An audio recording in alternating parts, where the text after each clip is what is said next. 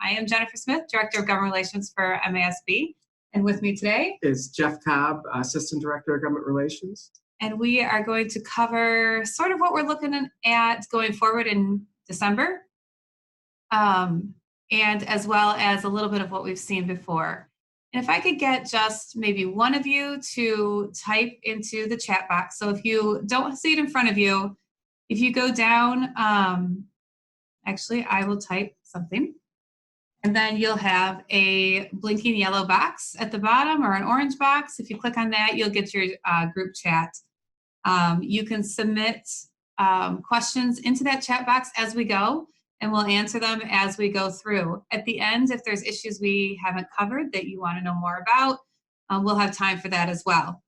So we're going to talk a lot about where we've been and where we're going. If you were at annual conference, a lot of this is going to sound familiar because the legislature hasn't met since then. They're on break now until December 2nd, and then they will have 9 scheduled days in December. At this point, we're already hearing 3 of them are tentative. So we'll have 6 for real days, maybe 3 extras. It wouldn't break our hearts if they only did 6 so that we could get to the holiday. But we always find December is a crazy time of year because they seem to think they have to get a lot done before the end of the year. So December always tends to be a little more active than we've seen them in the past. Although, as you've heard from every update we have given since February, this is not a normal year. So we'll see what happens. We'll start talking about the budget, which, as you know, was signed the day it had to be. There was almost $1 billion worth of vetoes put into that, about 170 of them in the school aid budget. We covered a lot of that detail in the past and in October. But as we go forward, people are still talking about the budget because there's all those vetoes they want reinstated. Specifically, one of the things we're pushing really hard on is Section 22D, which is for small and isolated districts. And that money was vetoed by the governor. It's about, it's $7 million, and $1 million of it goes to 5 specific districts in the UP, 3 islands and 2 extremely isolated districts. That money represents 16 to 25% of their budget. And so it's something that we've been working very hard to get included. Just before conference, so at the beginning of November, we heard that they had come to some sort of an agreement and that this money would be included. There were rumors that they were going to actually run the budget then. And then Thursday hit and it all fell apart. Senator Shirkey adjourned the Senate by about noon. And so there was no budget before they left for their hunting and turkey break. What's holding it up now is not what was holding it up in the fall. Now it is the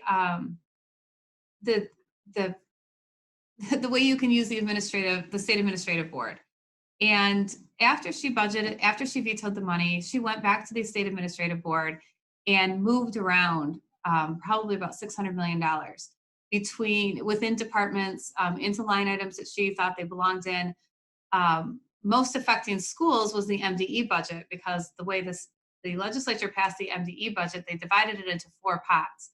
So the MDE department would have to go to the state every quarter and ask for their next $110 million to be able to continue to function through that quarter. She got rid of all of that by moving the money back into the line item so MDE can function as a normal department the way all the other departments function as far as the budget goes. So the legislative leaders were not happy with how she used the admin board and the amount of money that she moved around, and they have been looking for some way to ensure that she won't do that again if they pass supplemental budgets. Their answer has been to limit it, to say that she could not move more than $200,000 in each budget. She is not willing to put in a limit. The governor's not willing. She looks at this as this has been a right and a power of the executive office for decades, and it should be for decades to come. But this isn't just about her, this is about the executive office. The legislature has said that they don't know that they can trust that she won't do this again. So they're looking for something to say that she won't. As those budget rumors amped up that there was actually a deal, it sounded as if, at least between Speaker Chatfield and Governor Whitmer, that they had decided to have boilerplate language that would ensure that she wouldn't do it in these supplemental budgets. Senator Shirkey wasn't okay with that language, and that's where it all fell apart. So here we sit at late November, wondering if any of those vetoes are going to be reinstated. And for some of you, your communities may be feeling the other vetoes that she has had also. There were a lot of vetoes that affected rural areas, including for secondary road patrols for the state police, rural hospitals, Medicaid payments to rural hospitals. There's a lot of stuff that she has vetoed that really does hit hard. Um, so it's not just MASB that is pushing for the supplemental. Most other organizations are pushing for something as well. And we have been assured that at least the 22D money will be included in the supplemental. The question is, when are we going to do it? And at this point, we don't know. The one good bill that is moving with all of this, and I use good loosely, is House Bill 5177. And this would require the legislature to present a budget to the governor by July 1 of every year. There's no teeth in this bill, but it would make that statement that the legislature needs to have their work done by July 1 in the budget to her so that we don't run into this in the future. But all of that is all tied up in these supplementals. We have also argued that the admin board cannot move money around in the school aid budget because the school aid budget is not a department, it is a fund. So you could move the school aid budget, you could do a school aid supplemental without having to touch the general fund or any of the other departments, but they're not willing to divide the budget up. It's going to move all as one. I think if they finally reach an agreement, it will move very quickly. They have bills in place to do that, but the question is when and if they'll reach an agreement. So on a non-budget item, probably the biggest thing that's happening and that we expect to happen when they come back from break is dealing with the Michigan merit curriculum. And so the House has already passed a couple different bills out of committee, kind of a piecemeal approach to dealing with the curriculum. They've got a bill, House Bill 4271, that would allow you to replace Algebra 2 with statistics or financial literacy. They've got House Bill 4282 that would allow you to take a MIOSHA health safety class in place of your phys ed. They've got House Bill 4629, which creates sort of what they call 21st century skills, kind of a bucket of credits that you can choose from. And those include like art, foreign language, computers, science, CTE. And then they also have one that would allow you to substitute computer coding for a foreign language requirement. So all of those have passed out of the Education Committee. They're in the House Ways and Means Committee. It's a little unclear if those will get any traction there or not.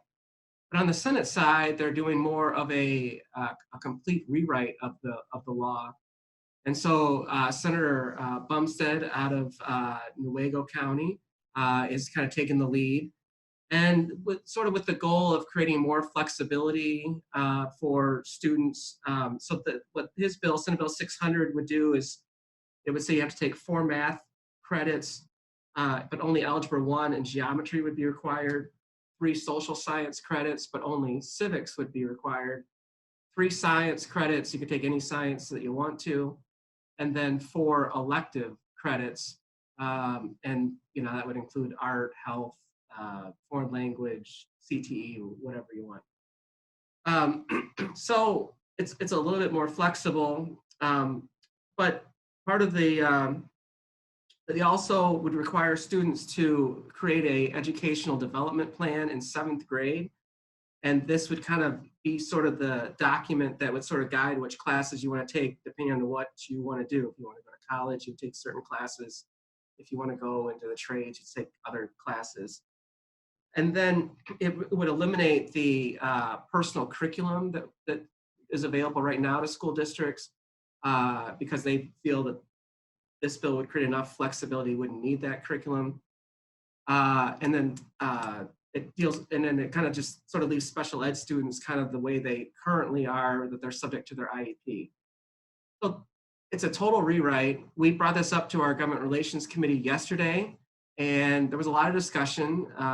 The committee didn't take a position because it was sort of the first time we'd had this discussion on this particular issue. They raised a couple concerns about getting rid of the health requirement and also getting rid of the arts requirement. Uh, so because health, there's a lot of state mandated material that's supposed to be covered in health class that we then would, some students might not be getting that material because they could opt out of taking health. And then also there was some talk of, there was some concern about getting rid of the personal curriculum because it still might be needed in certain instances. You know, we don't want to take away, you know, that flexibility. And then sort of the general feeling was that this is a really big rewrite, so it should, things, there should be sort of a longer approach to taking this. It should bring all the interest groups in and stakeholders and really kind of do it the right way instead of just sort of shoving it through the legislative process. So that's kind of where we stand with the merit curriculum. Any questions on those couple of topics before we move on? All right.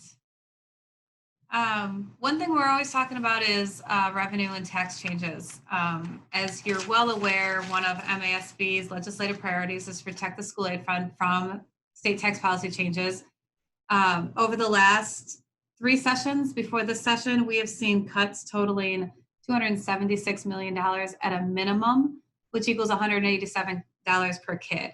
And this doesn't include 43 other bills that we don't know what they have cost through the last 6 years. So as we head into this session, we've seen a little bit of a change. We do have 2 sets of bills that would actually put money into the school aid fund, which is new for us, let's be honest. 4 of them, House Bills 4540 through 4543, all deal with internet sales tax. And this is to clarify things coming out of that Wayfair decision we heard about last year, that the federal courts allowed states to collect sales tax across state lines on internet sales. Prior to that, you had to have nexus within the state to even collect sales tax. So these bills deal with your marketplace vendors, your third-party vendors that are through an Amazon, to require all of them to have to also submit sales tax if they are selling to a Michigan resident.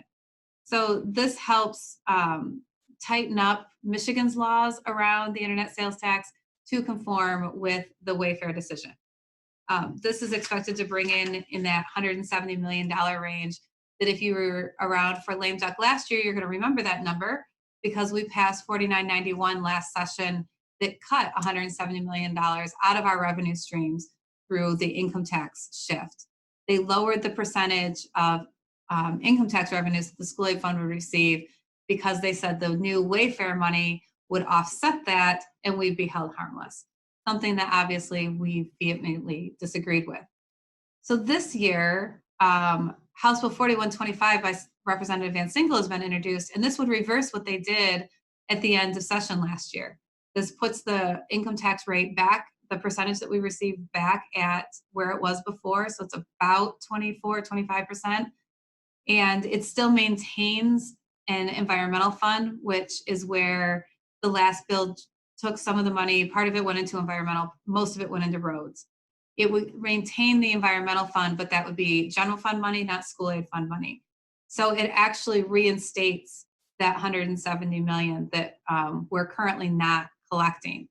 This bill has passed the House overwhelmingly. We were worried when the budget started to get bogged down and all the partisan fighting started that this would not be included. The bill was included in the House budget proposal, but then when the governor made all those vetoes, the fear was people would say, well, we don't need it now. But since then it has moved, it has seen support, it's now in the Senate. We're hopeful that we will see that get all the way through, at least by the end of the calendar year. So we will only have missed 1 calendar year of that money for the school aid fund. And then going forward, the money would come back into our fund. But then some issues stay the same. At the same time that we're talking about those positive things, we have a set of bills that would exempt more big businesses from sales and use tax. This time it is enterprise data centers. 3 years ago, we exempted co-located data centers from sales and use tax because we're trying to entice the company Switch to come here, which they did. They have moved into West Michigan. They came back to us first and said that, well, not back to us, back to the legislature, to say that they're paying taxes they don't think they should have to pay. So in the agreement 3 years ago, it was sales and use tax. That's what they're exempted from. For all of the servers they buy, all of that hardware that they put in these buildings would all be exempt. They then went to the local community and got a Renaissance zone exemption, which exempted them from most property taxes, except for three very specific ones, two related to schools and one dealing with special assessments. They have now come back to the legislature to say they don't think they should be paying any of the school taxes. That wasn't the agreement. The Renaissance Zone agreement is very clear as to what they have to pay. So the question is, what part of you must pay this did they not understand? They're saying that the agreement they had with the locals and with the last administration was that they wouldn't have to pay, and that they have told their clients that they won't have to pay these taxes if they move into the switch properties.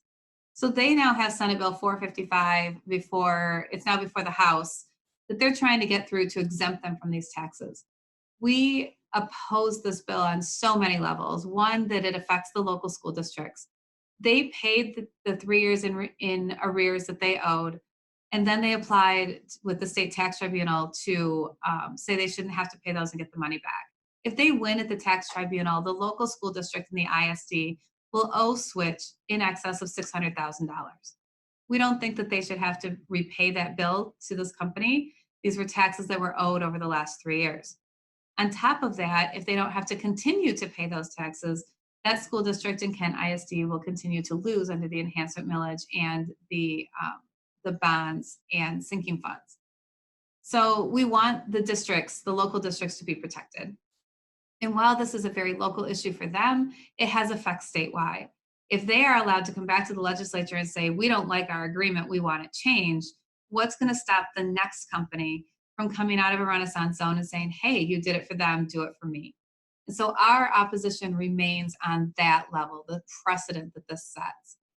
There has been talk that an agreement has been reached between the local districts, the local community, and Switch on a way to abate these specific taxes but have them pay another way. Um, that agreement is being worked on with the locals, but we remain opposed because we don't like the precedent that it sets. This bill has not gotten the traction it needs to get out of the House at this point. It also was supposed to include a tie bar to two other bills that I'll cover in just a second that would help us recoup sales and use tax. So to the data center, the enterprise data centers go into the same section of law, but they define an enterprise data center, and they talk about how many employees it has to have, the amount of investment it has to have in the community, and then they would be exempt from sales and use taxes through 2055. The current exemption is through 2035. If they extend this to 2055, Switch and all the co-located data centers will benefit from that as well. We won't be collecting sales and use tax from them for another 20 years. We have opposed those bills because it is a huge potential hit to the school aid fund.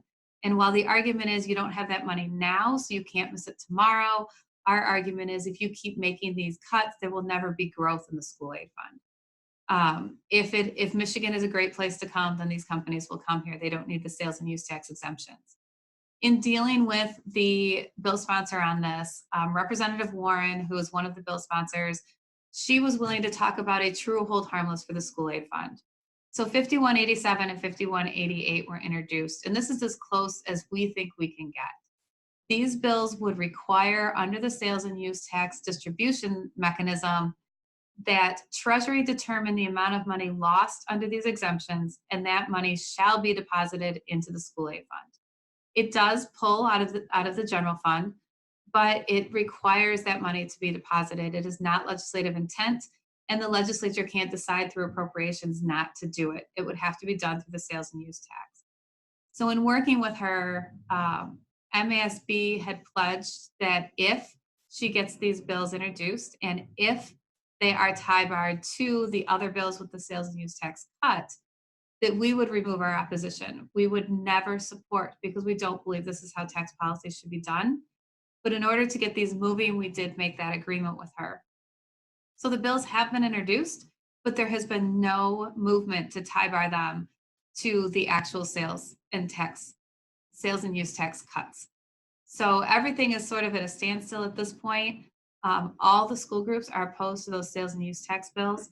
only MASB has made that pledge that we would go neutral if the tie bar is made so that these bills move together. We have been asked, now that the bills are introduced, to step back and will not do so because, believe it or not, we don't have a lot of trust that everything will move the way it's supposed to. So, unless these are actually tied together and moving together, our position on these things will not change. We do appreciate the work that Representative Warren has done and the way to come up with a mechanism that we can possibly replicate into the future. But really, we still believe we need to have this broader talk about how and who and what we tax in the state and stop making these piecemeal changes that affect the school aid fund every year. Um, so there's a couple bills that have been moving along the process that deal with school safety.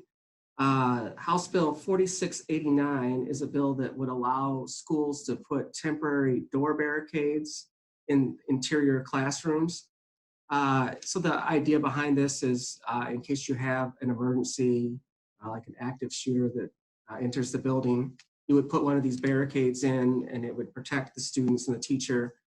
There was some talk about how this would fit with the fire code and safety codes. So this bill would kind of require the state to come up with some regulations in terms of how they install these. They would have to be temporary, they couldn't be permanent. They would have to work with their local planning commission and or local fire departments and police departments, let them know that they have them, make sure that those police and fire have keys so that they can access from the outside of the room in case there is an emergency they need to get in. It's not a super controversial bill. It passed out of the House 108-0. And so it's in the Committee on Regulatory Reform in the Senate. And nothing's been scheduled yet, but we think because it's fairly straightforward and not controversial, we think it'll probably get some traction. And we think it's just one tool that schools could use. They wouldn't be required to. They could use this to protect the students. And then there was a couple different packages related to school bus safety. House Bill 5038, 5039, and 5040. What they do is they deal with keeping people off of school buses that shouldn't be there. Essentially, what they would say is that unless you have permission from a school bus driver, you're not authorized to get onto that school bus. And they would actually create a misdemeanor if you were to violate that, or make it a felony if you were getting on the school bus to do harm to either the school bus driver or one of the students. Those bills are currently in the Military Veterans and Homeland Security Committee. They've had a couple hearings on them. Not really sure what the latest is going to be on that. One of the bills would require that they post a sticker on it on the bus so that people would know they have to get permission for entering it. And then 5041 and 5042, these would allow school buses or schools to place on school buses stop arm cameras, and these cameras would be able to record cars as they go around them. So it was testified in committee that this is a huge problem. People are not stopping for school buses like they're supposed to, and they speed around them. It was estimated that over 100,000 times this happens in Michigan every year. So these bills would allow you to put the stop arm camera up, and then would also clarify that you could use that camera footage if the person was being investigated for it. So the prosecutor could use it as evidence to prove that the person sped around the school bus. It also increases the penalty from a traffic violation to a misdemeanor. And so we think these are good bills. They improve school student safety. And so these are also still in Military Veterans and Homeland Security. I'm not exactly sure when they'll be taken up again, but we're hoping that they might get moving sometime before the end of the year. So one of the last topics we'll cover is one that I don't have a lot of stuff for you. Before we move on, though, can you please repeat the bill number that referenced regarding the stop arm cameras? Oh, sure. It's House Bills 5041 and 5042. So one of the other topics that I've been getting a lot of questions about, but I really do not have any legislative update to give you on, is teacher evaluation. If you remember at the last minute last year in the spring, we passed a law that said that it was only 25% for last year, but that was only 1 year. And so it would jump to 40% this year, which is what it was supposed to do last year. So for the 1920 school year, your evaluation has to be based on at least 40% student growth instead of the 25 you've been doing the last few years. We had heard in the spring from both chairs that they didn't like this piecemeal approach. They wanted to have a broader conversation about teacher evaluation. We said at the time that if we're going to continue to talk about, especially changes to the system, we wanted to do it before the end of the calendar year to give districts a chance to respond to that within their district. Because we heard a lot of feedback last year that changing the percentage in the spring really didn't do anything to help the districts. A lot of their evaluations were done, and it just really created chaos at the local level. So our goal was not to create more chaos for you. It was to get more clarification. Again, in the spring, the bill sponsor seemed intent on doing it. Both chairs seemed like they would, but we have heard nothing since. The bill sponsor even seems to have dropped it too. We don't know. It could be because the budget seemed to take up so much time and air, and fixing our roads took up so much time and air to no avail. It could just be that these things got set aside because there wasn't the bandwidth to deal with them when everything was being sucked up by the budget conversations. It could be that they changed their minds. We're really not sure at this point.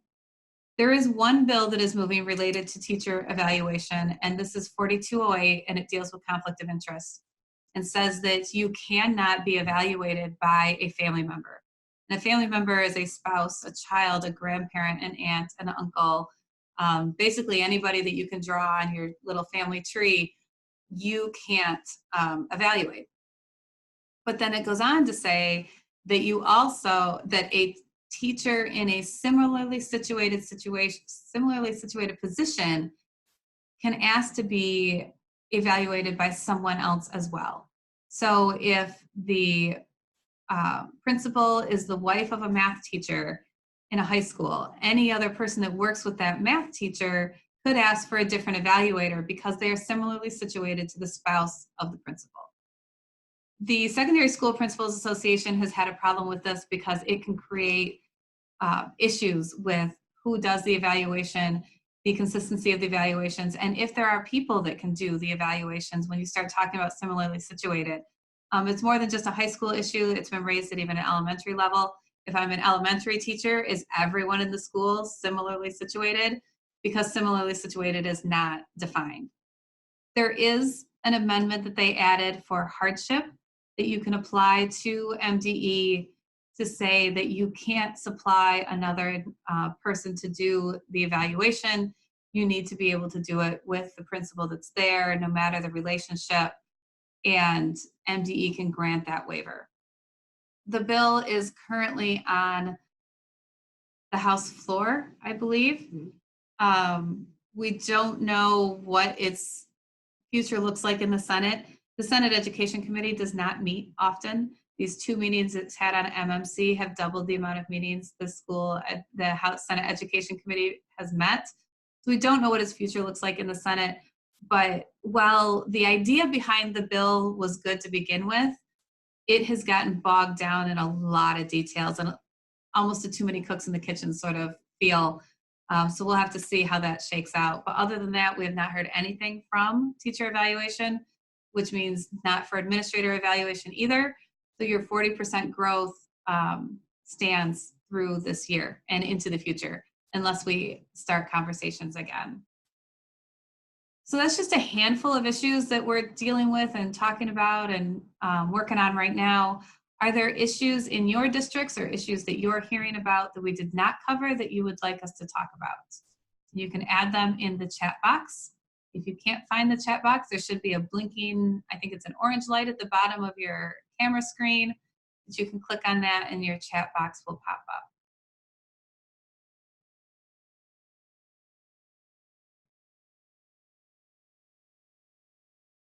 Guess we did a good job. Nobody has any questions. Apparently we've covered everything. Oh, That's good. amazing. Oh. We will publish this recording, provided we didn't have technical difficulties this time. We apologize for any of you that wanted to see the last one on the budget. It ended up recording with absolutely no sound. We have tested and retested, and this one should be good to go. There's one question: the current discussion on the proposal to require board members to take training classes. These bills were introduced in October in both the Senate and the House. Senator Polhinky in the Senate introduced them, and Representative Yancey in the House. They would require basic training for board members, and it would require the state to pay for it. Board members that are elected after November 2020 would have 2 years within their election or appointment to take the series of classes that would include things like Open Meetings Act, legal issues, school finance, board superintendent relationships, the roles of a board member, sort of those basic 101 type issues.